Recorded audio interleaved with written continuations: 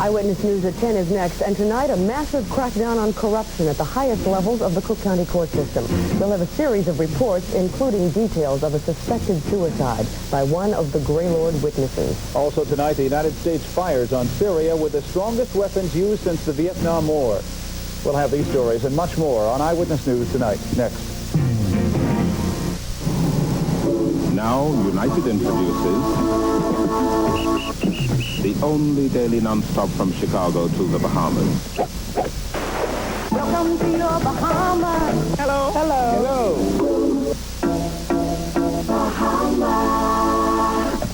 Hi. United to the Bahamas, where you never run out of things to do until you want to. From $2.89 for 4 days, 3 nights, including airfare. You've probably heard that because of recent government decisions, the Bell system is being split up.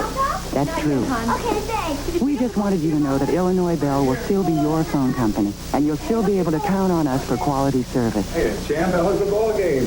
So that despite the change in our company, nothing will change at home. Okay. That's a promise. If you have any questions, call us. Call 1-800-555-5000. If I used an ordinary cream cheese, I'd hear about it. We bagels would go on strike. Not use silly cream cheese? We desert you. Why pay so much for everything your recipes call for, then not use Philadelphia brand? So don't blow it. All your recipes deserve Philadelphia brand cream cheese. And that's not even counting the biggest investment of all, your time and effort. I've been told by my mole. Isn't it silly not to use silly?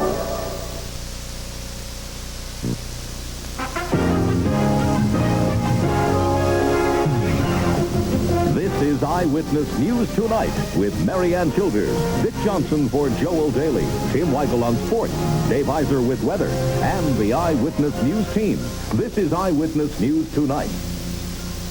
Good evening. The names have now been released in the most ambitious undercover sting in FBI history, Operation Greylord. 10 people have been indicted on charges ranging from racketeering to mail fraud. U.S. Attorney Dan Webb says the investigation uncovered corruption throughout the Cook County court system.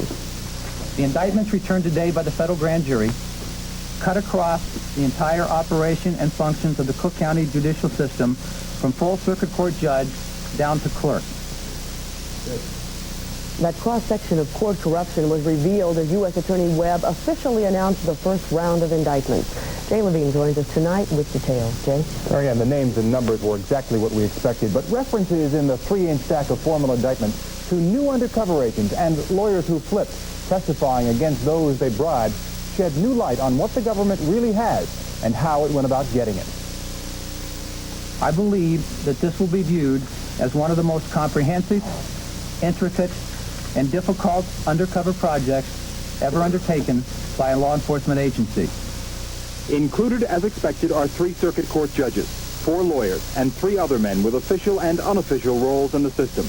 Tonight they face charges of mail fraud, racketeering, extortion, and conspiracy, following an investigation involving a substantial number of undercover agents, hidden tape recorders, and telephone and office bugging. These methods were utilized because they have been approved by the courts as being proper and legal methods of conducting criminal investigations, and because these methods lead to the most accurate evidence to establish a person's guilt or innocence in a court of law. The indictment charges Judge Wayne Olson with taking 20 separate payoffs of between $100 and $1,000 each, $10,000 in all, in return for helping lawyers obtain clients and win cases. Former Judge John Devine is charged with taking nearly $15,000 from lawyers as part of a similar fee-splitting scheme, while Judge John Murphy, the indictment charges, set a going rate of between $200 and $400 to fix cases in his Northwest Side branch courtroom. Of the 4 lawyers indicted, only James Costello was linked to a specific judge, Olson. Defense attorney Dean Wolfson and corporation counsel Thomas Kangalos are accused of extorting money from undercover FBI agents, while John Phillips' indictment for an alleged Chancery Court bribe really doesn't fit the Greylord pattern. Police officer Ira Blackwood, whose influence sources say spread throughout the system, allegedly took between $100 and $600 a case, while the indictment documents bribes as small as court clerk Harold Kahn charging $20 to Alan Kay's $30,000 in an attempt to fix a divorce case. I hope today's indictments serve as a reminder to everyone that no one can hold himself or herself above the law, particularly those individuals who are charged to uphold the law. Privately, federal sources say they had hoped for more and bigger indictments in round one, but they blew that when one of the first targets they tried to flip told them to get lost and ran to tell other targets instead of helping authorities convict them. That led to all the publicity and the resulting pressure for indictment, perhaps before the feds were really ready. Marianne? Well, Jay, reaction to the indictments was very swift. Tonight, the leaders of Circuit Court and the Chicago Bar Association stressed that the indictments are only charges and are directed against only a few individuals. In no way should they reflect upon the judicial system as a whole. I cannot emphasize this point too strongly, nor can I overemphasize my support and confidence in the integrity and the dedication of the overwhelming majority of the judges in our courts. The real victims of any corruption in our system of justice are all of us. And perhaps doubly so, it is the honest judges and lawyers who have been robbed of the public trust, which their own integrity has rightfully earned. Hayward stressed that Operation Greylord should be completed as quickly as possible so all the honest judges and attorneys can be freed of suspicion that they broke any laws. Marianne, the government says the Greylord operation followed a path of extortion and bribery in Cook County courtrooms. Jim Avila reports on how that payoff system reportedly worked in one judge's courtroom. Judge Wayne Olson's criminal courtroom was filled with defendants who needed lawyers. The federal indictment says Judge Wayne Olson used that situation to work a profitable deal with lawyer James Costello. Here's how it worked in one particular case. A criminal suspect pays $1,000 in bond money to the court clerk and is released from jail to await his trial. Costello is appointed by Judge Olson to represent the suspect. Costello tells him that the legal advice will cost him only the return bond money, the money he will get back after a not guilty verdict. After trial, the suspect is found not guilty. His bond money is returned, minus $100 in legitimate court fees. The suspect then pays Costello $900 and walks away free. Costello splits the fee with Judge Olson. The FBI says its hidden microphones recorded 20 such fee-splitting bribery deals from inside Judge Wayne Olson's chambers. A total of $9,530 in cash and property changed hands as bribes. At the Federal Building, Jim Avila, Channel 7 Eyewitness News Tonight. And sources close to the investigation say there could be as many as 30 more indictments from Operation Greylord. A tragic twist tonight to the Greylord investigation, the apparent suicide of a veteran Chicago policeman assigned to the courtroom of one of the indicted judges. 53-year-old Police Sergeant Roger Murphy apparently shot himself in the head this morning, just hours before he was scheduled to testify before the grand jury hearing evidence in the Greylord case. Murphy's daughter heard the shot and found him dead in the front hall of the family's Northwest Side condominium. Neighbors and fellow court workers were shocked. He was a very nice man, very friendly, very pleasant speaking, you know. Reportedly, Sergeant Murphy had been despondent over the Greylord investigation and had vowed he would never testify or go to jail. Marianne? Turning to other news this evening, the U.S. battleship New Jersey fired its big guns today for the first time since the Vietnam War, blasting Syrian anti-aircraft positions in retaliation for attacks on U.S. reconnaissance flights. The New Jersey lobbed 11 one-ton shells on villages 20 miles inland, north and east of Beirut. The firepower is awesome, each shell capable of blasting a crater 200 feet wide. Later in Washington, President Reagan said American forces will defend themselves, but the U.S. does not want war with Syria. We want no conflict with Syria. Certainly we're not there to enter into a war. And we continue to try and communicate and negotiate with them to let them know that they'll stop shooting at us. There won't be any problems between us. And for the first time, President Reagan said that U.S. Marines would be brought home if peace is established or if there's a total collapse of authority in Lebanon and no hope of restoring order. In Bogota, Colombia, 16 people died when a cargo jet exploded after takeoff, and flaming wreckage smashed into 2 factories below. The jet reportedly tried to take off 3 times before this accident, but stopped on the runway because of technical problems. 9 of the victims were on the jet. 7 others were killed when wreckage hit those factories. The cause of the explosion is not known. Coming next on Eyewitness News tonight, hundreds of thousands of Ford cars and trucks have been recalled. We'll have the story. Plus, the more political theatrics in Chicago's Democratic Party. And tonight, it's all in the name of Christmas. Barbra Streisand, James Taylor, Barry Manilow, Fleetwood Mac, Billy Joel, Radar Weather, Johnny Mathis, Dionne Warwick, Concise News, Neil Diamond, The Beatles, Clear Traffic Watch, Frank Sinatra, Chicago. Your music is Moving Easy on WCLR 102 FM. Gold. I had no idea it could be so colorful, so different. Pink, white, yellow. I wonder how she'd look in this. Or this. Or this. A rhapsody in gold. Give her tricolor gold jewelry, because nothing else feels like real gold. I love it. See the gift selection of tricolor gold jewelry at your jewelers.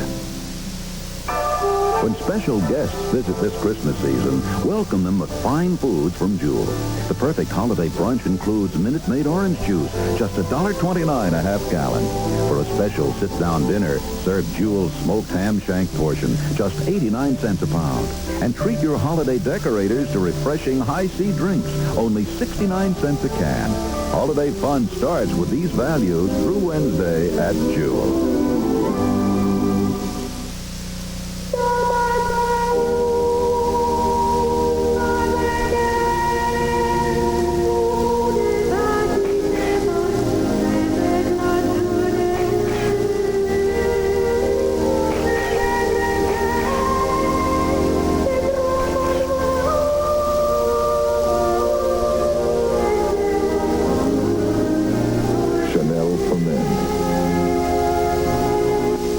For Men, available at Carson Perry Scott. 31-year-old Robert Williams, a preacher's son and former choir boy, died in Louisiana's electric chair today. The state's first execution victim in 22 years was convicted of killing a supermarket guard during a holdup 5 years ago. A federal judge in Atlanta has refused to delay tomorrow morning's execution of 53-year-old John Smith. He'll be the first Georgia inmate to go to the electric chair in 19 years. Smith was convicted of killing 2 newlyweds in 1974.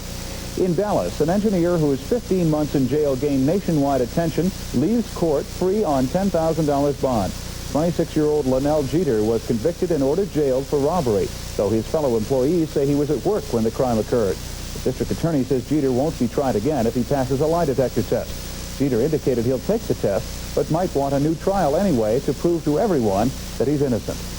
Back in Chicago, a judge called slasher Robin Gecht a monster as he sentenced him today to 120 years in prison for abducting, raping, and mutilating an 18-year-old woman. Prosecutors say Gecht must serve at least half the sentence, or 60 years. The battle over the budget at City Hall continues with yet another conflict tonight, this one over Chicago's infant mortality rate. The mayor started out again today by announcing a reduction in the city's infant mortality rate, partially due to an experimental program, one he hopes to expand, but he charges is slashed by the council's Finance Committee budget. The Finance Committee, in effect, is gambling with the lives of babies throughout this city. As mayor of this city, I do not tolerate gambling with the public health. Alderman Burke, who's chairman of the Finance Committee, says that his budget won't cut this program at all, that in fact the program won't be touched because it's federally funded. There were 2 gatherings involving city council aldermen tonight, one festive, the other business-oriented, and it appears as though there was confusion in the invitation. First, Alderman Ed Verdoliak held a Christmas party for, who else? His colleagues, fellow aldermen, all of them. But at the same time, this meeting of black elected officials, many of them council aldermen. Why weren't they at the party? This is a monthly dinner meeting of the black elected officials of Illinois. How long ago was it scheduled? It was scheduled a month ago. We're here to have a good time. These folks have been here every year. They're our friends. They feel for one reason or another they can't come. I'm sorry, but they're always welcome. All aldermen were invited? Absolutely. As always. Now, from what I can tell... Well, no one seems to know for sure, but it seems that even with the holiday season upon us, there may still not be peace and goodwill in Chicago politics. 250 Capital Airline passengers are resting easier tonight after a shaky landing at O'Hare Airport this afternoon. 2 tires on the left landing gear of Capital Flight 220 fell off when the DC-8 touched down. The plane was able to stop safely and no one was hurt. That flight originated in Los Angeles and was bound for New York. Ford Motor Company has issued a giant recall tonight. The Detroit automaker is recalling nearly 600,000 cars, some on the road and some not even at the dealer yet. Their list includes most of the company's 1984 passenger cars, as well as 1984 Ford Rangers and trucks. Bronco 2s and light trucks are on the list, and the list goes on. The problems range from shoulder straps and seat belts to fuel lines. The only good news in all of this is if you own a 4-door Tempo or Topaz or an Escort or Lynx station wagon. Those are not slated for recall right now. Well, tonight looks like a good night to keep your seatbelts fastened if you're driving. It's very slippery. Dave Eiser's next with details of a cold and snowy forecast.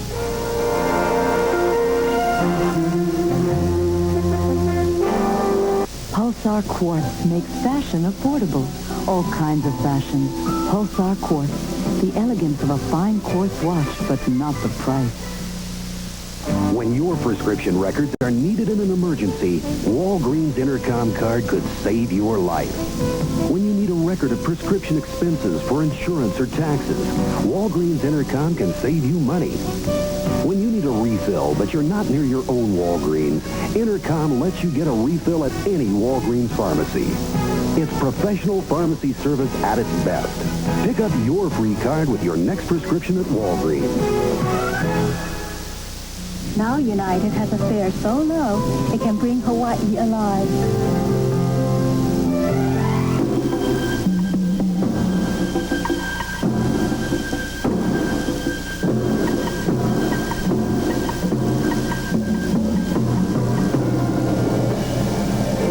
Only United brings you so much for so little. Now just $4.99 round trip. What's new at Ponderosa? Hold on to your salad plate. Here it comes. Introducing the world's biggest best salad buffet. Fresh fruit. Fresh vegetables. Over 50 choices with every meal. Cottage cheese. Potato salad. Hot too. Jerry, how do you do all this? And still keep the prices so low. That's Ponderosa. The world's biggest best salad buffet.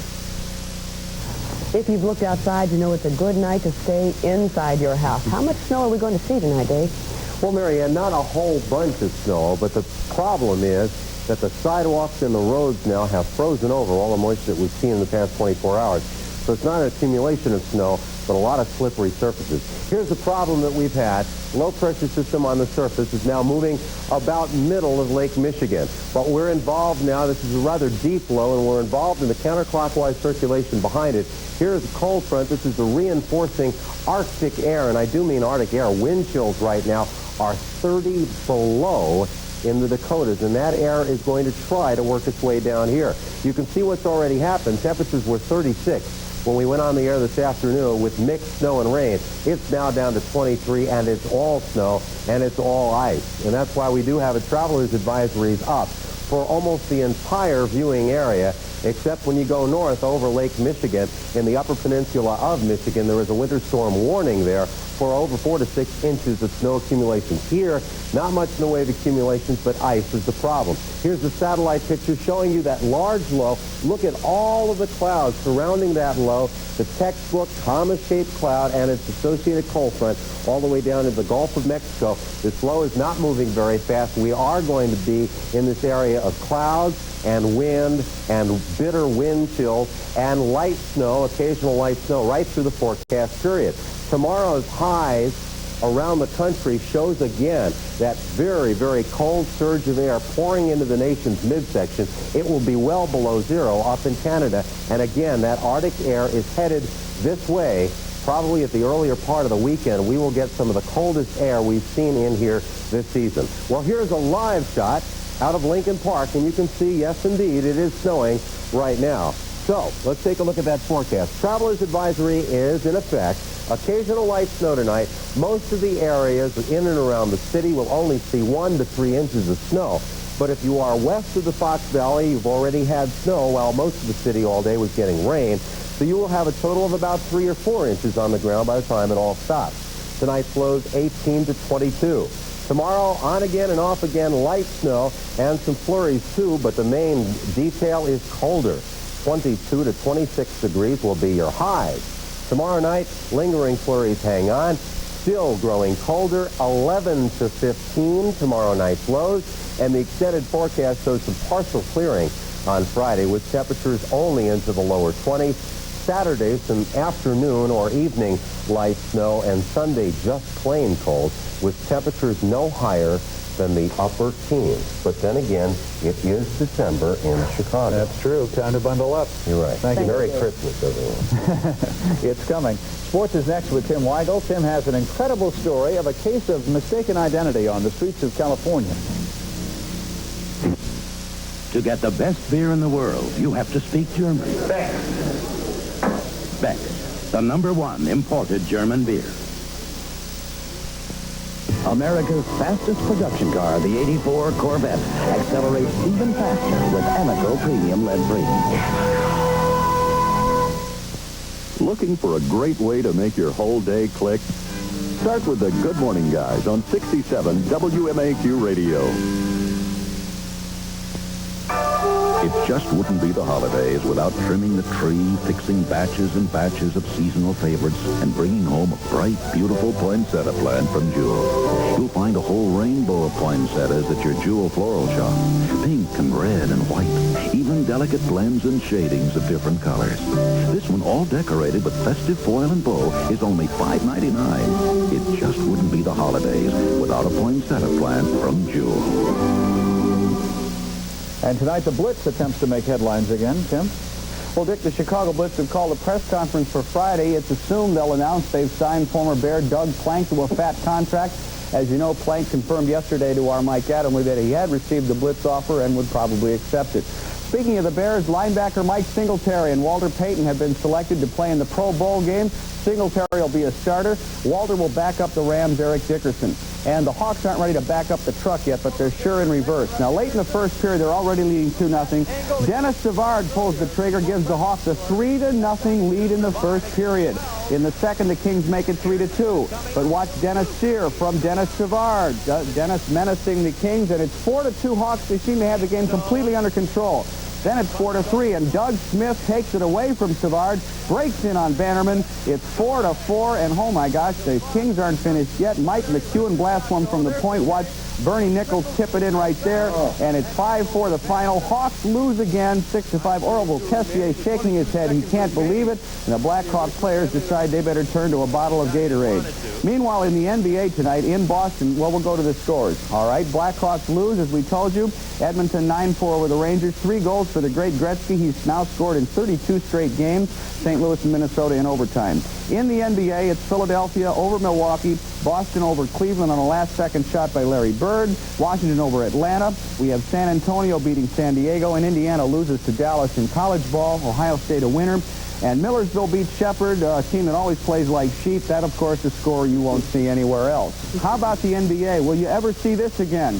The all-time game, Bill Laimbeer of the Pistons misses on purpose. Isaiah Thomas puts it in 145-145 at the end of regulation.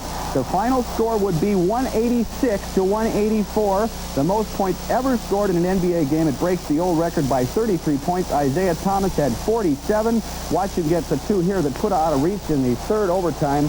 Kiki Vandeweghe had 51 points. Can you imagine scoring 184 points and losing? Well, Illinois Mike White's been named the College Coach of the Year by United Press, and what a year for White and the Illini. And what a day yesterday when he landed his one and only high school quarterback recruit. That's Jim Bennett of West Aurora. And today, Bennett told our Tom Robinson why he wants to play for Mike White. The fact that he puts out such great quarterbacks.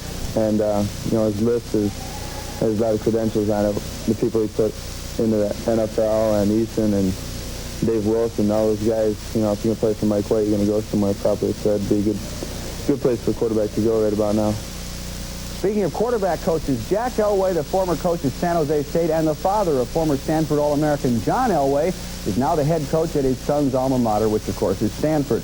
Also on the West Coast, the Globetrotters got in trouble in a case of mistaken identity. 3 black men wearing warm-up suits had robbed a jewelry store in Santa Barbara.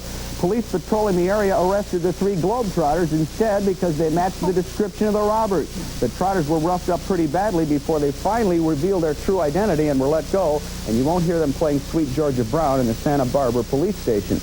Well, officials in New York City said today there are 5 teams interested in moving to Big Apple. However, the NFL says there is nobody who wants to move to New York, and you want to know why? Take a look at what happened Saturday in Shea Stadium. If you haven't seen this video yet, take a gander. The Jet fans caused $250,000 in damage in the Jets' final home game at Shea Stadium. Look at this guy go at it here. The Jets lost to the Pittsburgh Steelers, but nobody was paying attention to the game. There was mayhem all over the place. The amazing thing is, with all this destruction going on, only one person was hurt. The only thing bruised, though, was New York's image, and it doesn't need any more bruising. Now, they have the New Jersey Giants and the New Jersey Jets, but no New York team. That's right. Thanks, Tim. Thank you, Tim. In just a moment, the little prince meets the press. We'll be right back.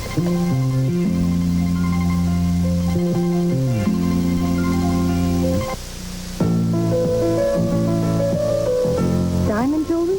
I make all my fine jewelry purchases at Service Merchandise. They're one of the world's leading diamond importers, specializing in brilliant diamonds, a lovely selection of colored stones, and beautifully designed gold jewelry. Fine quality diamonds and jewelry can be purchased here for much less. That's why I make Service Merchandise my fine jewelry store. I guess that's why so many people do. Anais, Anais, a fragrance awakening by Cacharel.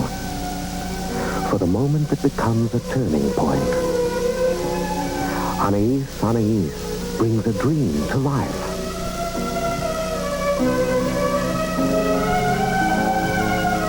Anais, Anais from Cacharel.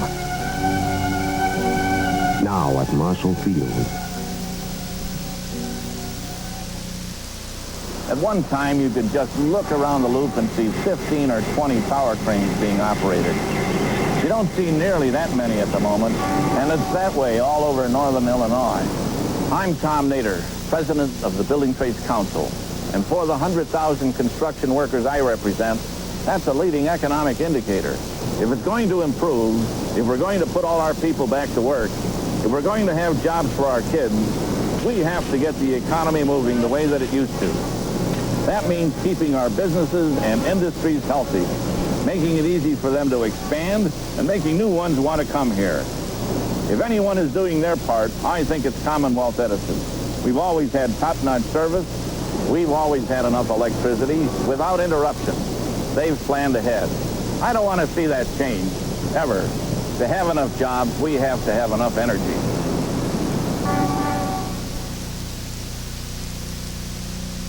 There is a new book out called The Places Rated Retirement Guide, and the authors tell what they think are the best places to settle down when your work days are over. And while places in Florida and Arizona made the list, the top-rated city is Brevard, North Carolina, and number 2 is Asheville, North Carolina. The authors say they looked at categories like health care, crime rate, and recreation facilities in making those ratings. Well, Dick, in Great Britain, the media asked for a chance to show the world pre-Christmas pictures of Prince William. And the little lad's father and mother, Prince Charles and Princess Diana, agreed.